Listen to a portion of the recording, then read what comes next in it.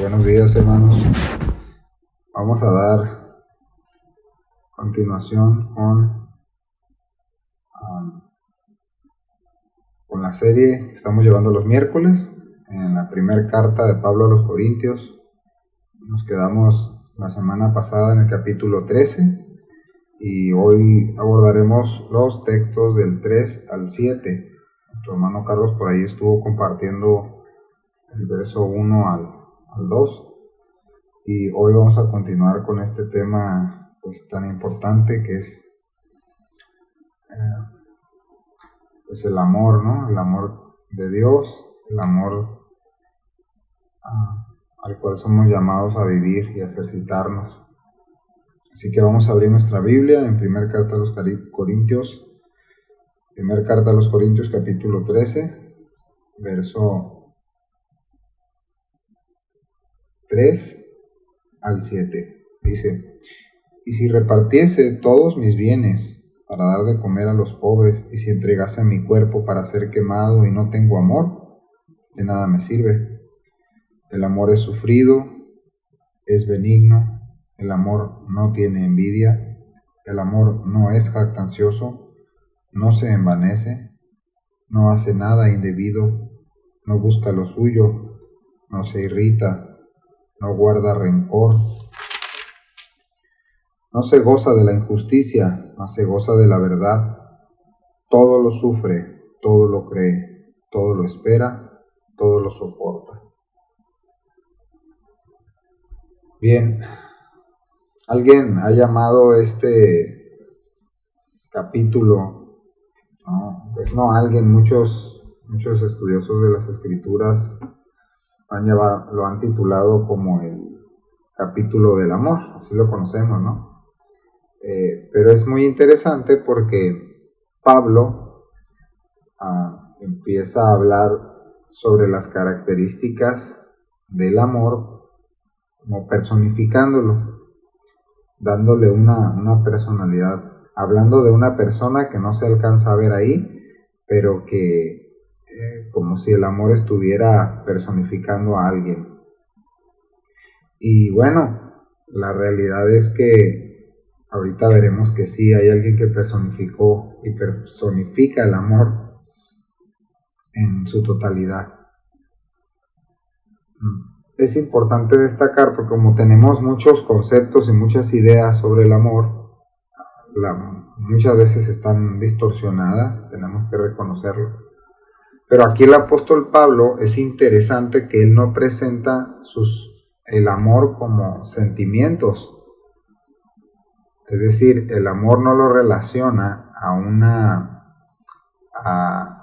sentimientos, básicamente a eso, sino que él usa el pasaje o estos textos para presentar la realidad sobrenatural del amor, es decir, la verdad del amor, y cuál es su procedencia, es decir, cuál es la procedencia del amor verdadero y del amor que pues espera de sus hijos, ¿sí? Que demanda, no que espera, demanda de sus hijos. Entonces, hay dos aspectos importantes que tenemos que recordar o ir rescatando. Ahorita vamos a poner una base sobre la naturaleza del amor, ¿no? Que está Pablo describiendo aquí, antes de llegar a los textos. Entonces, necesitamos saber que hay dos cosas importantes sobre esto. Todo creyente y su iglesia tenemos la necesidad de este amor y tenemos que reconocer que este amor dado por Dios y demandado por Dios supera cualquier don, cualquier ministerio. Y además, otra característica de esto que Pablo está diciendo es que es inextinguible. No se acabará. Trasciende en el tiempo. Y es muy interesante porque básicamente representa la perfección divina, la eternidad de Dios. Juan lo dice claramente: Dios es amor, Dios es eterno. Entonces, su amor permanece también para siempre y permanecerá. Así es como cierra también el capítulo, ¿no? Pero bueno, vamos a continuar. Pablo empieza describiendo el amor, lo repito, como de manera pues poética, porque expone el carácter de este amor al que él está enseñándonos. Y sí podemos decir que hay una persona que se encarnó y que personificó el amor, y es nuestro Señor Jesucristo. En Él, dice la Escritura, en Él habita toda la plenitud de Dios. Toda la plenitud de Dios. De modo que nosotros estamos completos mediante la unión en Cristo, dice la Nueva Traducción Viviente en Colosenses 2, del 9 al 17. Entonces, sí tenemos que ya de manera inmediata no pensar en otra cosa, no pensar en cualquier otra idea que tengamos del amor, sino cuando hablamos o digamos el amor y lo veamos aquí en Corintios, como Pablo enseña, recordemos a nuestro Señor Jesucristo, perfecto hombre que personificó el amor, nuestro Dios se hizo carne, tomó forma de hombre y personificó el amor en toda su expresión. Entonces Él es eso, ¿no? Él es la persona que muestra con toda claridad que Dios es amor, que Él es amor. Entonces, algo que tenemos que recordar también, otra característica del amor, es que el amor nos es dado, nos fue dado por gracia, hermanos. Esto es muy importante porque, perdonen, nosotros llegamos a pensar que el amor, para yo darlo o recibirlo, tiene que haber méritos de por medio. Luego, ahí es donde vamos descubriendo que tenemos muchas ideas pues diluidas o distorsionadas acerca del amor, ¿no? Y lo vemos como algo a veces inalcanzable, ¿no? Esos tipos de amor que han presentado en las películas, en las series por muchos años, en las historias, no es para nada, se acerca a la realidad del amor de Dios. Entonces, recordemos una de las características, establezcamos una característica importante: el amor nos es dado por gracia, hermanos. Nos es dado por gracia. Juan 3:16 ilustra esto, ya no lo sabemos de memoria. De tal manera amó Dios al mundo, de esa forma, a ese nivel, que no puede haber un nivel más alto que darnos a su Hijo. Ahí está la gracia. No merecíamos su amor, no merecíamos a su Hijo, pero Él nos dio a su Hijo. La mayor muestra de amor del Padre hacia la humanidad es que nos dio a su Hijo. Él no tenía por qué darnos a su Hijo, que es lo mejor y el más valioso. No tenía por qué dárnoslos, pero nos los dio por gracia. Es un regalo. Entonces, vayamos entendiendo que el amor se da por gracia. Es decir, lo recibimos por gracia y también lo tenemos que dar por gracia, no por méritos de la otra persona. Además que es una demanda. ¿Por qué? Porque es algo natural de la vida de un creyente nacido de nuevo. Entonces, si Dios nos amó a tal manera, nos envió a su Hijo, de la misma manera, mi amor, mi entrega a Dios va paralelo a nuestro amor al prójimo y nuestra entrega al prójimo. Eso tenemos que tenerlo bien en mente. ¿Cómo nos amó? Otra característica: nos amó aún siendo pecadores, ¿no? Eso está en Romanos. Aún siendo pecadores, Cristo murió por nosotros. Y aún siendo pecadores, nos amó y nos sigue amando. Entonces ya vamos viendo para dónde se va direccionando este amor verdadero, ¿verdad? La Escritura revela quién es Dios y cómo es Dios y cuáles son sus atributos. Y algo que Juan, en la primera carta de Juan, capítulo 4, versos 7 al 9, dice: Dios es amor. Fíjense lo que dice: amados, amémonos unos a otros, porque el amor es de Dios. Todo aquel que ama es nacido de Dios y conoce a Dios. Ya aquí ya nos puso una limitante, el que ama. Es decir, el que en realidad ama con ese amor verdadero que procede del Padre es porque ha nacido de Dios, porque Dios es amor. Y dice, y entonces puede conocer a Dios. ¿Por qué? Porque Dios es amor. El que no ama, dice el verso 8, no ha conocido a Dios porque Dios es amor. En esto se mostró el amor de Dios para con nosotros, en que Dios envió a su Hijo unigénito al mundo para que vivamos por él. Lo que hablábamos ahorita en Juan 3:16, ¿se acuerdan? Entonces, esto tenemos que tenerlo bien claro, mis hermanos. Dios nos amó por medio de Cristo. Y si ahora podemos amar a alguien y conocer a Dios, es porque nacimos de Dios. Dios obró una nueva vida dentro de nosotros y nacimos de Dios. Somos engendrados de Dios ahora. Y ahora sí podemos amar como Dios demanda que amemos. ¿Sí? Con este amor verdadero. Que en principio es entrega hacia el otro. Se entrega en todos los sentidos que describe Pablo, ¿sí? En esos sentidos. Entonces, ¿por qué me amó Dios? Tengo que preguntarme y responder rápidamente por gracia. Dios me amó y Dios nos ama por gracia. Es un regalo, no lo merecíamos, hermanos. Él quiso amarnos porque Él es así y Él decidió amarnos al darnos a su Hijo. Entonces, si el contenido de ese regalo de gracia es su amor, entonces es natural que debemos andar en ese amor, debemos conducirnos, debemos relacionarnos, sí, debemos advertirnos, debemos edificarnos, debemos exhortarnos, debemos estimularnos y edificarnos en amor, es decir, en ese camino de amor. Pablo dice, este es el camino excelente. Entonces, esa es la única manera en la que nos podemos relacionar con los demás. ¿Por qué? Porque en ese amor es en el que Dios se relaciona, Dios se vincula con nosotros por medio de Cristo, por medio de aquel que nos amó. Entonces, eso es, eso es esencial, hermanos, es fundamental. Entonces, debo amar como he sido amado, como es por gracia, no por los méritos del otro. Porque tengo la vida de Dios, porque tengo a Cristo. Ahora, si tengo a Dios y Dios es amor, es natural que yo pueda amar a mis hermanos como digo o como profeso que amo a Dios.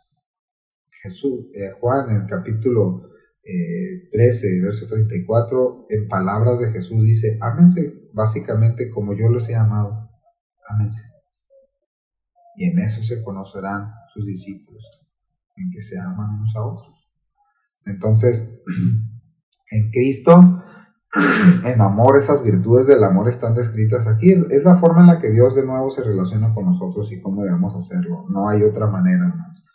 Ahora, dice Colosenses 3:14, dice, pero lo más importante de todo es que se amen unos a otros, porque el amor es lo que los mantiene perfectamente unidos. Otra traducción dice, es el lazo de la perfecta unión, es lo que nos vincula a todos en Cristo. De esa manera nos tenemos que amar, es lo único que nos va a mantener unidos, es lo que nos mantiene unidos a Cristo, su amor. Entonces, otra característica más, ¿no? Necesitamos en la vida de cada uno de nosotros los creyentes vivir, caminar, andar en este tipo de amor. ¿Por qué? Porque es el único que nos mantiene unidos en Cristo y a Cristo. Y entre nosotros debe ser de la misma manera. Entonces, es la única forma, mis hermanos, de que tomemos decisiones correctas hacia Dios y hacia los demás. ¿Cuál es esa forma? A partir de la relación con Dios, a partir de andar en ese camino excelente. ¿Cuál? El camino del amor. He sido amado por Dios, he nacido de Dios, ahora debo de andar en ese mismo amor hacia los demás. De nuevo, no un amor meritorio. Es que ahí es donde nos atoramos, pues. Llegamos a la iglesia y nos queremos relacionar con los demás, dependiendo que también me cae el hermano greñas largas o la hermana cuenta cuentos, ¿no? Es un ejemplo solamente, pero no me puedo relacionar con los demás en la manera en cómo son, evaluándolos primero y entonces determinando si los voy a amar o no. El Señor no nos dice eso, hermanos. Nos dice que nos amemos y claro que vamos a tener diferencias, es obvio, no somos iguales. Unos somos débiles en un área, otros somos débiles en otra, unos son fuertes en una, otros en otra.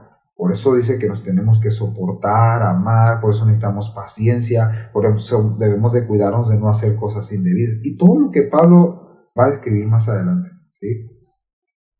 Entonces, la única forma de tomar decisiones es en ese camino excelente. Quitamos a Dios, hermanos, del medio de nuestras relaciones, quitamos a Dios en medio de de nuestras acciones en el diario vivir y todo se va a descomponer, todo se va a ir pudriendo.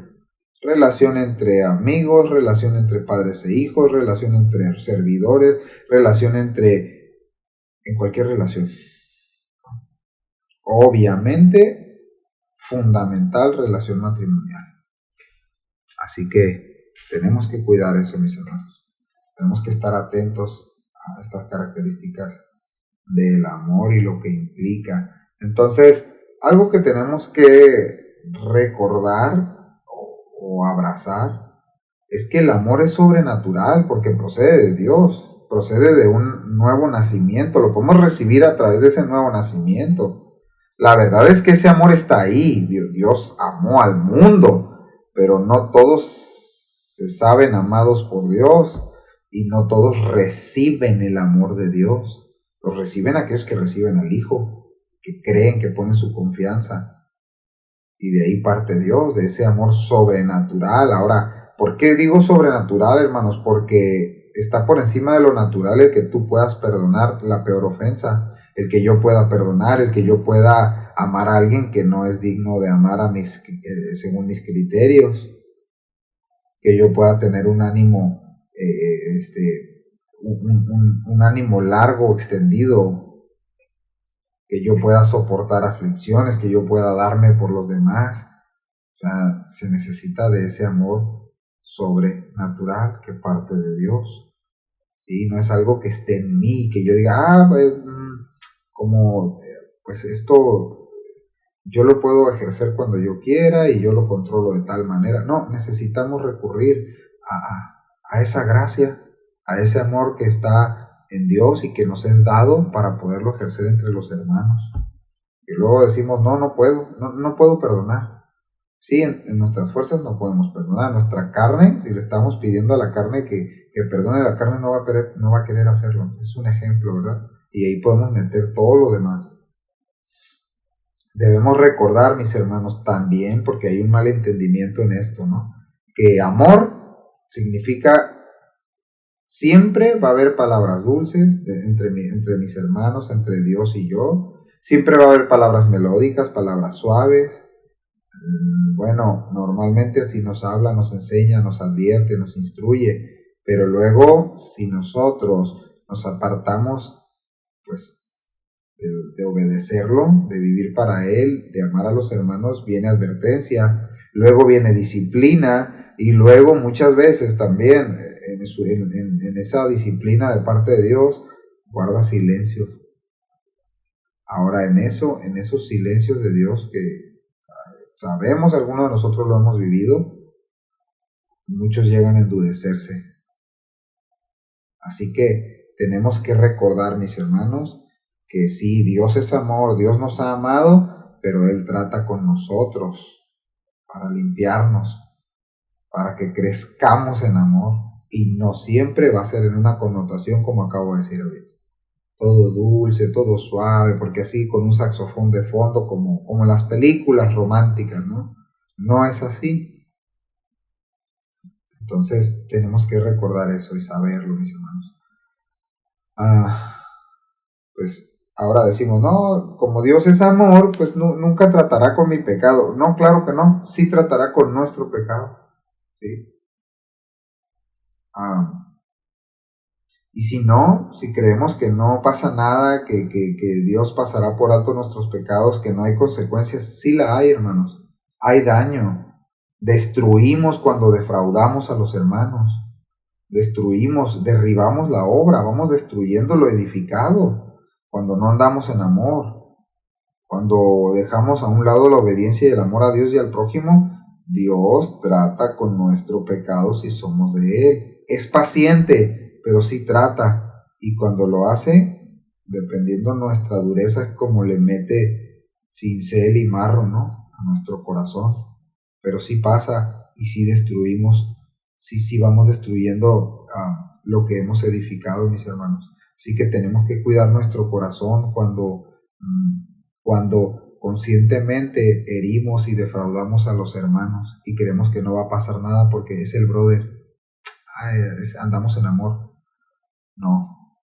Tenemos que tener mucho cuidado, hermano, de no defraudar, de no mentir a los hermanos, de no hacerlo premeditadamente. Dios aborrece eso. Miren, tal es así que tenemos ejemplos, hermanos, en la Biblia. Solo recordemos, ¿no?, desde el principio, qué le pasó a Satanás. Fue expulsado. ¿Qué le pasó a Caín por envidiar a su hermano? Esaú, ¿cuál fue el final de su menosprecio a la primogenitura? Jacob, Elí, ¿cómo fue tratado? Sansón, ¿a poco no vino juicio contra él? Claro que sí. Saúl, David pagó las consecuencias de su desobediencia, de su homicidio, de lo que hizo, ¿no? Salomón, el pueblo de Israel, y más actual, Ananías y Zafira, que engañaron, que mintieron, que robaron. Elimás, el juicio que le vino por resistir también, ¿no? Entonces tenemos que saber, hermano, la Biblia nos enseña y nos advierte que sí hay consecuencias, y tenemos que cuidar nuestro corazón de eso. Aunque Dios nos ama, sí hay consecuencias, y sí tratará con nosotros. Él sabe cómo, de qué manera, y cómo nos hará volver. Entonces, dicho esto, podemos regresar, dice la Escritura, el verso 3. Quería dejar eso, pues, tratar de dejarlo claro. Dice, y si repartiese todos mis bienes, diciendo Pablo, para dar de comer a los pobres, y si entregase mi cuerpo para ser quemado y no tengo amor, de nada me sirve. Pablo nos está diciendo básicamente, mis hermanos, por decirlo de alguna manera, Pablo está diciendo que cualquier acción buena, cualquier ejercicio de algún don, o aún dar tu vida por alguna causa, sin esta virtud de Dios que se origina en Dios, característica de un nacido de nuevo que ama, amado por Dios, y que Pablo está definiendo claramente, sin amor, sin esa unión que te vincula a Dios y que te puede vincular al prójimo, no sirve de nada lo que hagamos. Aunque haga la mejor obra de nobleza y caridad hacia los pobres. Dice, dar toda mi vida, todo lo que tengo para los pobres. Y además de eso, entregar mi cuerpo, es decir, en sacrificio. De nada sirve si no tengo a Dios y si no amo la manera que Dios me demanda. Entonces, ¿qué significa esto de nada sirve? La palabra que hizo Feleo significa no es útil para nadie, no edifica, no aporta ventaja en la fe, no hace el bien. ¿Se da cuenta lo serio de esto, hermano? No, es que yo canto muy bonito, yo predico, yo hago las clases, soy un máster en teología, y está bien, ojalá que seamos todos máster en teología. No digo, eso es esencial que estudiemos y que seamos buenos y cuidadosos en lo que hacemos para Dios, cualquier cosa. Pero si yo no amo, si mi motivación no es mi respuesta en amor a Dios y a los hermanos, otra vez no es útil para nadie, no edifica, no aporta ventaja alguna en la fe, no hace el bien. Qué impresionante, ¿no? Entonces no se trata de cuánto hacemos, sino se trata de cómo lo hacemos, cuál es la motivación en lo más profundo de nuestro corazón. si es una respuesta de porque Dios me amó de tal manera, ¿cómo no lo voy a amar a Él? ¿Cómo no me voy a decidir por Él? ¿Cómo no voy a amar al prójimo que es obra de Dios también? Entonces ya cambia todo el sentido, ¿no? Y no es lo que yo hago o lo que puedo llegar a hacer. Entonces, mis hermanos, tenemos que tener cuidado, ¿no? ¿Cuáles son nuestras motivaciones?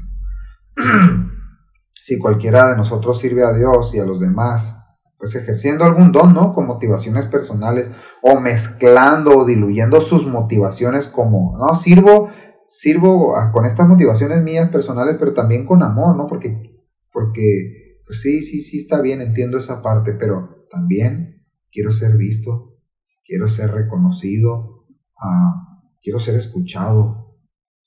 Pablo le dice esto, no por ganancias deshonestas, ganancias personales. ¿Cuáles pueden ser esas, hermano?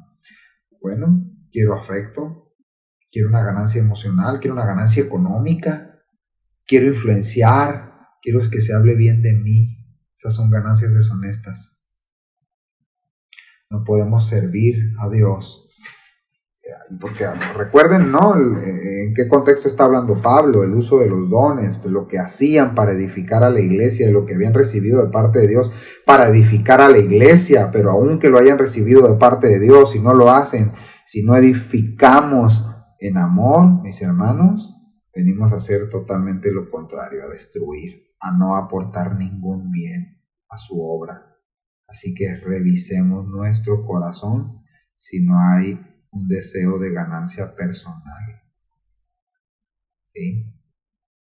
Entonces, si eso es así, mis hermanos, eso pues ya empezó a corromperse hasta que salga la verdadera motivación que ocupa nuestro corazón.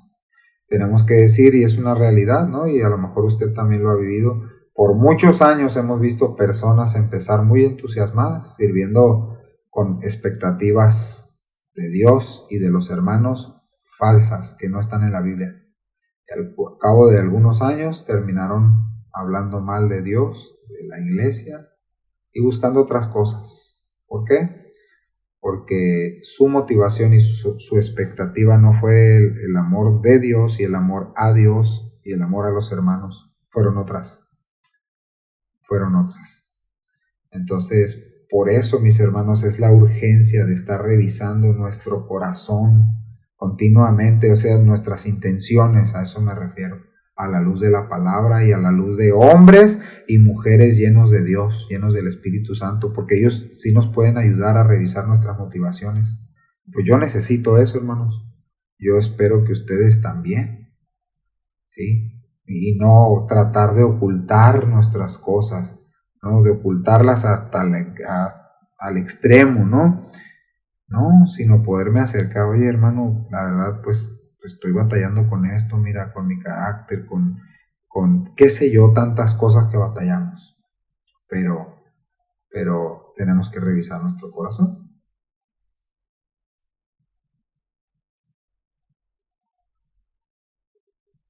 Dice Gálatas 5:16, porque habla de por qué revisar nuestras motivaciones, mis hermanos, pues porque lo que dice Pablo a los Gálatas, dice, ahora bien, las obras de la carne son evidentes, o sea, aquí se ven, ¿no?, las motivaciones que hacia dónde nos pueden llevar, las cuales son inmoralidad, impureza, sensualidad, idolatría, hechicería, enemistades, pleitos, celos, iras, enojos, rivalidades, disensiones, herejías, envidias, borracheras, orgías y cosas semejantes, contra las cuales les advierto, dice Pablo, como ya se lo he dicho antes, que los que practican tales cosas no heredarán el reino de Dios. Qué impresionante, hermano. O sea, que se puede estar en la iglesia, escuche bien, dentro de la congregación de los hijos de Dios, viviendo de esta manera y pensando que no va a pasar nada. Entonces, qué importante revisar que nuestra motivación sea lo que Pablo está diciendo a los corintios, en la relación entre nosotros, en el uso de los dones, en lo que hacemos para Dios y los hermanos. ¿Qué es lo que nos motiva? ¿Qué es lo que está dentro de nosotros presente? ¿Alguna de estas cosas de Gálatas? Pues No, ¿verdad? Corramos si hay algo de esto. Si ahí ando murmurando, hablando, es que los hermanos no entienden esto, y con enojo, ira, queja y murmuración, y es que si hicieran esto así, es que si el pastor, es que si los servidores, es que... No, hagamos las cosas como Dios demanda, hermano. Acerquémonos, limpiemos nuestro corazón de todo esto, ¿no? Y hagamos las cosas bien. Y si tenemos alguna queja contra alguien, contra quien sea,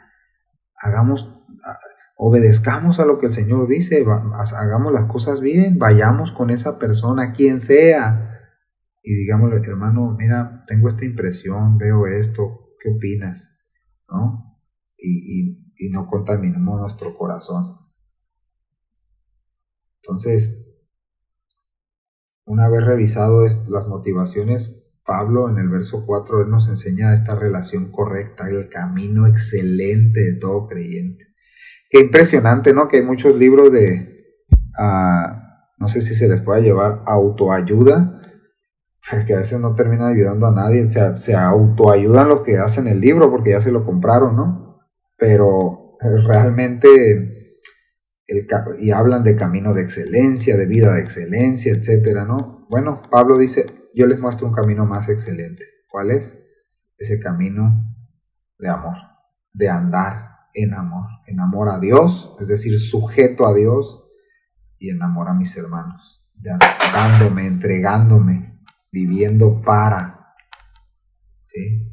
Entonces, pues, es evidencia, ¿no? Cuando no andamos en amor, aquí lo leímos ahorita en Gálatas 5, y es evidente cuando andamos en amor, ¿sí?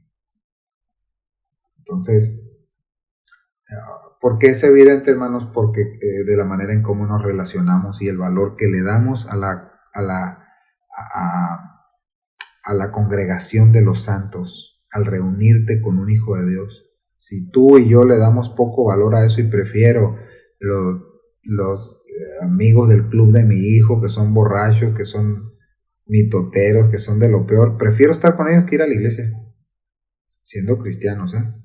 No, prefiero ir a las fiestas de mis tíos, de mis parientes, aunque ahí, pues yo soy brother ahí, ¿no? Pero yo no pisteo, yo no hago nada, pero ahí me gusta estar ahí. Prefiero estar con ellos que con los hermanos.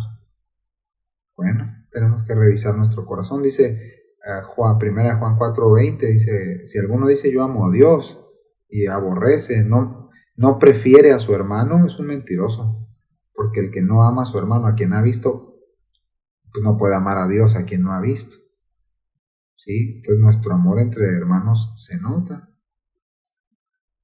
Se nota. Y tenemos que quitar de nuevo el concepto, ¿no? Es que como uno llega, me da un beso, me abraza y me dice cuánto me ama, no me ama el hermano. No, analicemos cuál es la intención de un hermano cuando se acerca contigo. Escuchar, preguntar cómo estás, ayudarte con cosas, ayudarnos con imprecisiones que tenemos, ¿verdad? Entonces, que realmente siempre buscará edificar. Entonces, no podemos decir, mis hermanos, que nosotros amamos a Dios y tenemos una pésima relación con nuestros hermanos. Siempre me estoy peleando con mi mamá, siempre me estoy peleando con mi papá, con mis hermanos, con mi esposa, con el pastor, con el de la alabanza, siempre me estoy peleando, siempre. Es un distintivo en mi vida. Tengo que revisar si estoy viviendo en amor o no. Ahora, ¿por qué dice Juan esto? Dice, si tú tienes una vida así, aborreciendo a los que tienes alrededor, peleando todo el tiempo con eso, por favor no digamos que amamos a Dios. Pues el amor se manifiesta no solamente en un amor personal hacia Dios, yo y Dios acá en mi casita, sí está bien, sino en nuestro amor a los demás. Y claro, empezando con el prójimo, con mi esposa, con mis hijos, con mi vecino, con mis hermanos en la iglesia local, con mi constancia. Pensamos que no pasa nada ausentarnos de la congregación. Y sí pasa, hermanos. Mostramos que menospreciamos a Dios, que menospreciamos su obra, que menospreciamos a sus hermanos y que no entendemos de qué se trata. Es la realidad, ¿no? Hay veces que no se puede, yo lo entiendo Yo lo entiendo, ¿no? A veces que no se puede, pero no debe ser un distintivo en nuestra vida. Eso es distintivo de que no amamos a Dios, si realmente podemos hacerlo y no lo hacemos. Quiero aclarar eso. Entonces, es una falsedad creer, hermanos, que por estar apartado de los demás, de todo lo demás, ¿no? Se es más espiritual y se ama más a Dios. Eso creían en los monasterios, ¿no? Los monjes. Vamos a apartarnos del mundo para estar más cerca de Dios. Pues la Biblia enseña lo contrario. El amor verdadero edifica la iglesia de Cristo. En diferencias, en necesidad de soportarnos, en necesidad de estimularnos al amor, en necesidad de reprendernos, en necesidad de animarnos, de consolarnos, se necesita estar con los hermanos. Se necesita practicar esto. Entonces, aquí viene la lista, ¿no? En el verso 4 que describe Pablo sobre lo que no es el amor. Y aquí, bueno, algo que comentábamos el miércoles pasado es importante que cuando leamos esta lista en el verso 4, no empecemos a pensar en mi esposa, en el vecino, en el cuánto amor le falta, no, cuánto nos falta a cada uno de nosotros en lo personal. No pensemos, por favor, híjole, a mi esposo le falta tanto amor, no es que al Bouda le falta, al Ángel, a Juan y Pedro, ¿no? No, cuánto me falta a mí crecer. Pues dice el verso 4, el amor es sufrido, es benigno, el amor no tiene envidia, el amor no es jactancioso. Y bueno, ahorita vamos a ir cada uno viéndolo, ¿no? Dice, si Pablo está diciendo que esta declaración nos lleva a un solo camino, un camino excelente, entonces podemos decir que esto que describe es la única o las verdaderas manifestaciones del amor, de un amor no fingido, de un amor no según yo, no según San Armando, ¿no? Armando Líos, no según yo, es un amor no según lo entiendo, no como me imagino que es el amor, sino según Dios. Y aquí estamos viendo en el verso 4, según Él lo ha revelado. Eso es importante. Y algo también muy importante es que, fíjense bien, Pablo no describe el amor como sentimientos, sino que se demuestra a través de acciones, de decisiones. Y a causa de quien tomó esa decisión. Dios es la causa de amar, hermanos. Eso es suficiente. Ese es el camino que Él ha establecido. Dios es la causa para amarlo a Él, la causa para amar al prójimo, y es suficiente. De nuevo, Pablo no describe sentimientos, describe acciones que se originan en una decisión que se origina de entender quién es la causa y si esa causa es digna. Claro que es digna. Dios nos amó, nos dio a Cristo, a su Hijo, el ser más admirable y absolutamente digno de ser amado. Entonces, el amor es sufrido. Propiamente lo que habla es que aplaza su ira, es de un ánimo largo, de un temperamento probado.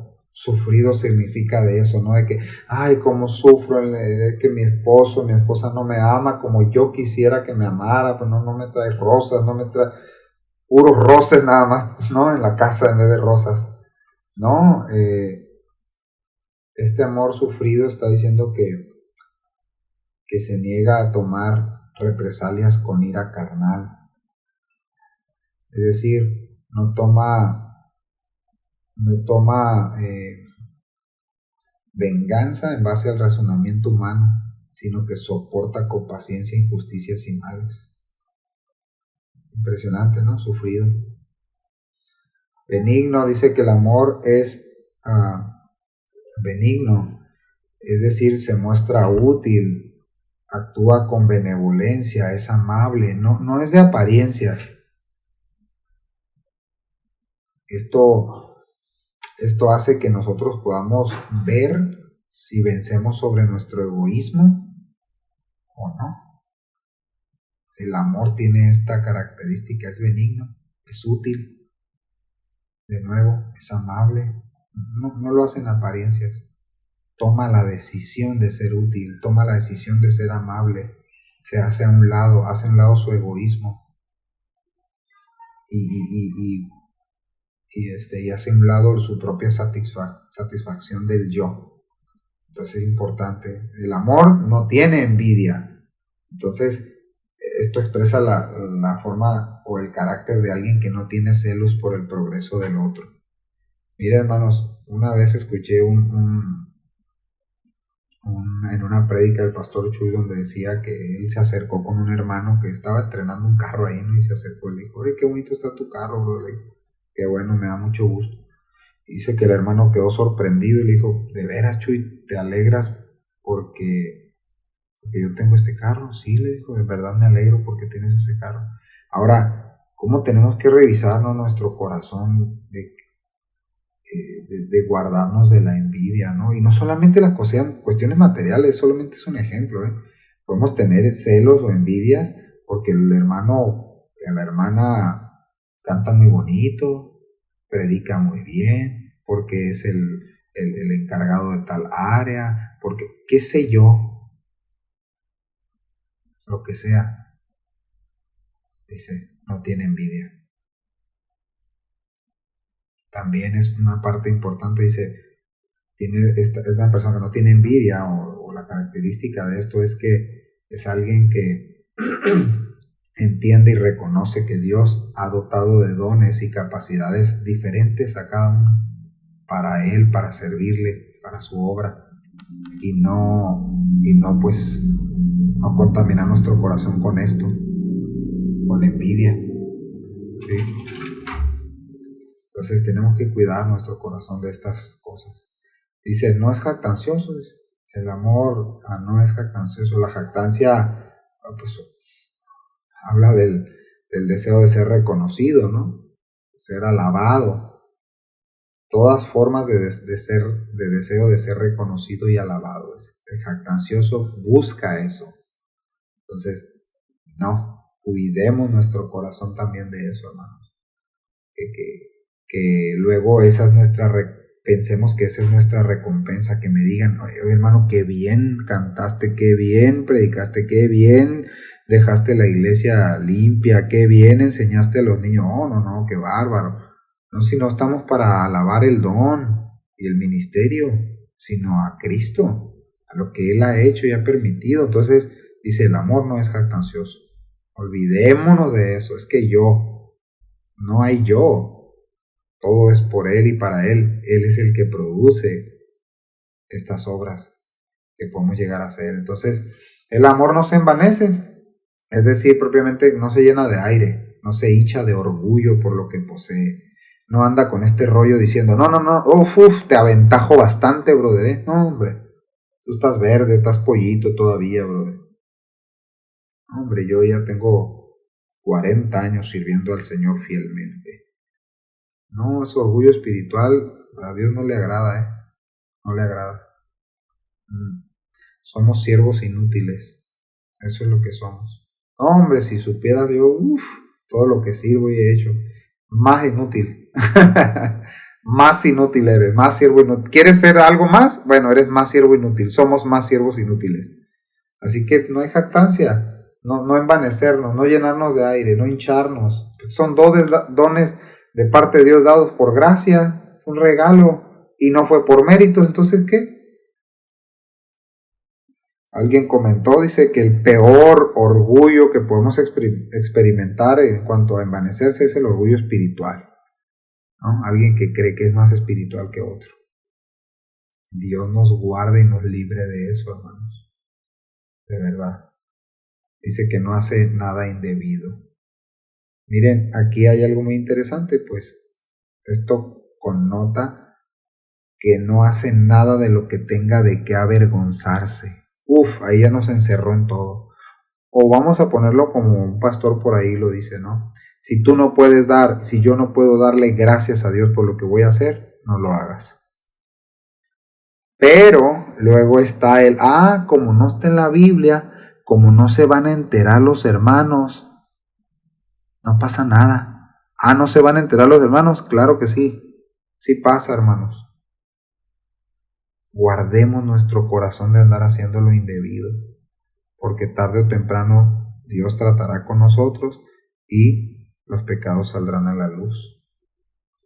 Dice, no busca lo suyo, el amor no busca lo suyo. Es decir, pone Pablo lo que dice, el amor verdadero, dice, pone delante de sí el amor y los derechos de los demás, no los suyos. Las necesidades de los demás, no las suyas. Quita delante de él mismo el interés personal y busca servir y busca el provecho de los demás, no lo suyo propio. Aquí todos tenemos que crecer en todo lo que estamos leyendo, ¿no? Pero esta es una de las partes más importantes porque luego realmente pensamos que nosotros somos los que sufrimos más, los que más tenemos problemas, los que más necesidades tenemos, ¿no? Es que como tú no sabes, brother, ¿no? Tú lo dices porque tú tienes tu familia, tu esposa, tus hijos y dónde vivir y trabajo y luego usamos esos argumentos, ¿no? Sí, también los tienen los narcos y los sicarios y tienen sus rollos, ¿no? También y gente que aborrece a Dios también tiene lo mismo. O sea, no estamos hablando de eso. Estamos hablando de que luego ponemos eso en una balanza como, no, yo sufro más, brother. Entonces, pues tengo que buscarle, tengo que hacer lo mío propio, porque si tú supieras, para ti es fácil, ¿no? Usamos esas ideas. Dicen, no busca lo suyo.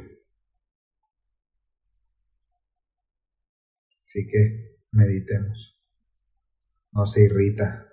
Aquí todos entramos también. Dice, no es irascible, es decir, no desboca en acciones y palabras descontroladas a causa de su ira. Luego se dice, no supe qué dije, perdóname, no sabía lo que estaba diciendo, no supe lo que hice o dije. No, sí sabemos, nada más que no decidimos en el momento de detenernos. Ahí es donde tenemos.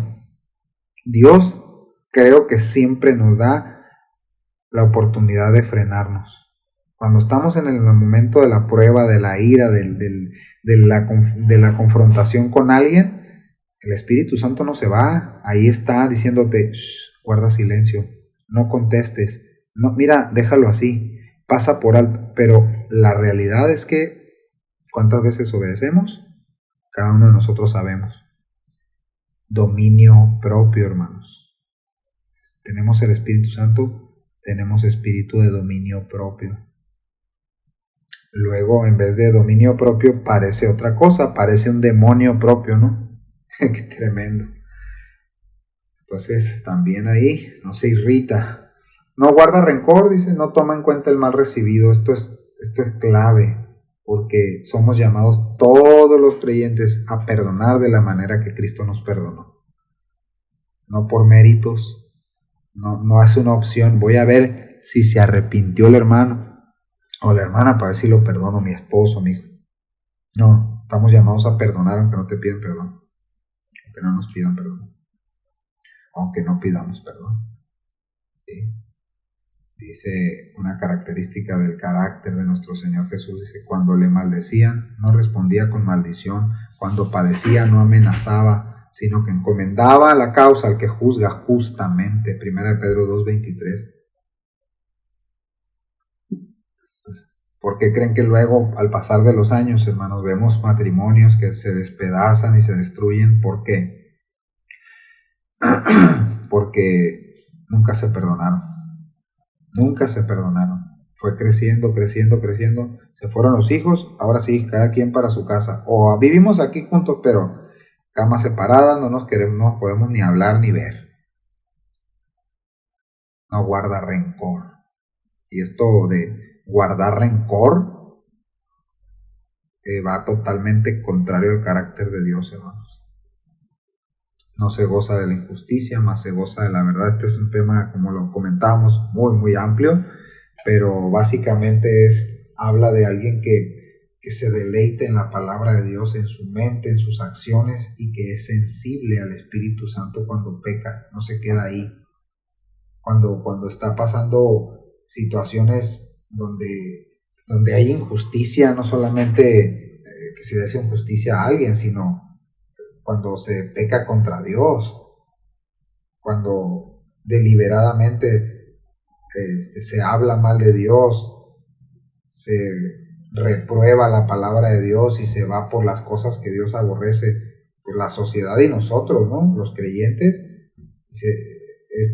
El verdadero amor no participa en eso, no hay un deleite en eso, sino en la verdad. ¿Quién es la verdad? Jesús mismo dijo: yo soy la verdad. Él, la palabra hecha carne, lo que era desde el principio, el verbo encarnado. Entonces nosotros, nuestro deleite debe de estar en Él, en su palabra, en quién es Él y en la guía del Espíritu Santo. ¿Sí? Entonces, pues, otra característica, ¿no? Dice: todo lo sufre. Yo quiero comentar que, de nuevo, no es una persona que dice: no, pues a mí me tocó sufrir, esta es mi cruz, ¿no? Esto es lo que me tocó sufrir a mí, pues ni modo, tengo un pésimo trabajo, tengo esta estatura, tengo este tamaño, tengo el cuerpo, o sea, no se trata de eso. No es que es mi cruz, que mi esposo es mi cruz. No, el que todo lo sufre es alguien que soporta las aflicciones, hermanos, por la causa. ¿Quién es la causa? El Señor. El Señor. Es alguien que es de un carácter que tiene resistencia. No anda publicando sus agravios, pues. No anda publicando sus aflicciones en todos lados, no en todas las redes sociales. No desea ser visto como un mártir o como una mártir. Sufre penalidades, como lo dice Pablo, ¿no? A Timoteo. Como un buen soldado, soporta, pasa las aflicciones. Y Dios, aún en medio de todo eso, Él nos fortalece, Él nos guarda, Él nos guía, aún en medio del sufrimiento. Pero dice esta característica del amor es que el amor tiene esa cualidad: resistencia.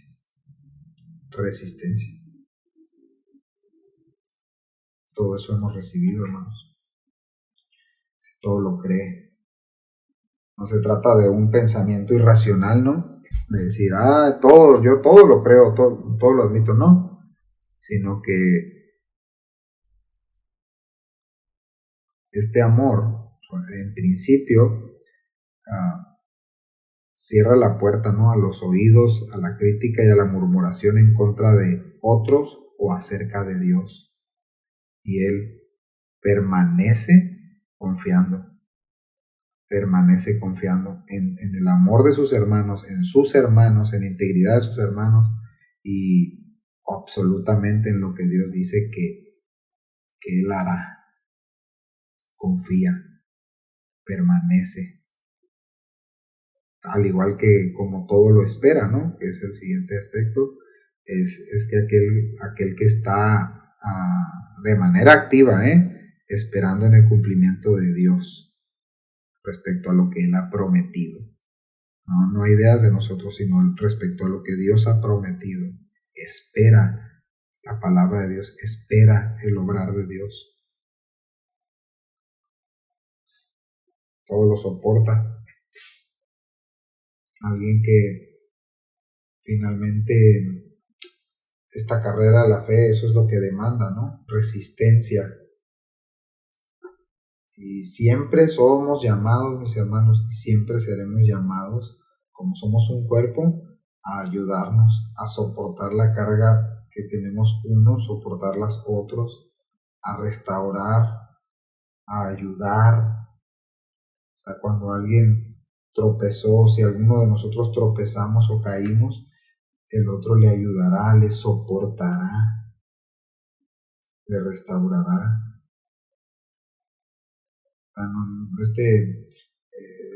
El amor verdadero no se goza cuando un hermano pues ha caído, ¿no? Espiritualmente, se ha apartado, ¿no?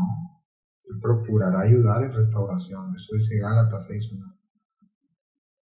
Entonces, ahí es donde alcanzamos a ver, mis hermanos, que el amor nos ha sido dado como un regalo por gracia, por medio del Espíritu Santo. Entonces, quiero leer Romanos para terminar, capítulo 5, verso 3 al 5, dice: también nos alegramos al enfrentar pruebas y dificultades porque sabemos que nos ayudan a desarrollar resistencia. Y la resistencia desarrolla firmeza de carácter, y el carácter fortalece nuestra esperanza segura de salvación. Y esa esperanza no acabará en desilusión, pues sabemos con cuánta ternura nos ama Dios, porque nos ha dado el Espíritu Santo para llenar nuestro corazón con su amor. Está muy claro el texto. Pruebas, dificultades, nos ayudan a desarrollar resistencia, a desarrollarla, firmeza de carácter, fortalece nuestra esperanza de salvación que vendrá, y esa esperanza se cumplirá, no va a acabar en desilusión. ¿Por qué? Porque vemos cómo Dios nos ha amado. El Espíritu Santo nos da la seguridad, la convicción de que Dios nos ha amado porque nos ha dado de su amor. Así que no podemos pedir más, mis hermanos, y no necesitamos más. Vamos a orar. Señor, muchas gracias. Muchas gracias por tu misericordia, por tu palabra, por tu bondad, por tu amor, Señor. Gracias. Gracias por amarnos de tal manera, Señor. Gracias por amarme aún siendo tan pecador, tan sucio como estaba, Señor, tan perdido. Gracias por amarme de tal manera, Señor. Yo no merecía ni merezco ser amado, Señor. No merecemos ser amados, pero nos has amado desde el principio por gracia, porque tú eres así, Señor, porque eso muestra cuánto valor incalculable tiene tu amor hacia nosotros. Por favor, ayúdanos como iglesia, ayúdanos como creyentes, ayúdanos en casa, ayúdanos, Señor, a relacionarnos contigo en un amor verdadero, en este camino excelente, y con mis hermanos de la misma manera, Señor, de la misma manera. Ayúdanos a entender la importancia, Señor, de vivir para ti, de amar tu palabra, de amarte a ti, Señor, y de quitar conceptos, Señor, erróneos de nuestra mente que nos llevan, Señor, a pensar de una manera equivocada respecto al amor verdadero. Tú eres el amor verdadero, Señor. Tú eres el único digno de ser amado, Señor. Y tus hijos, los que han nacido, los que hemos nacido de ti, Señor, podemos vivir y experimentar ese amor, Señor. Muchas gracias, amado Rey. Toda la gloria y el honor para ti, Señor. Amén.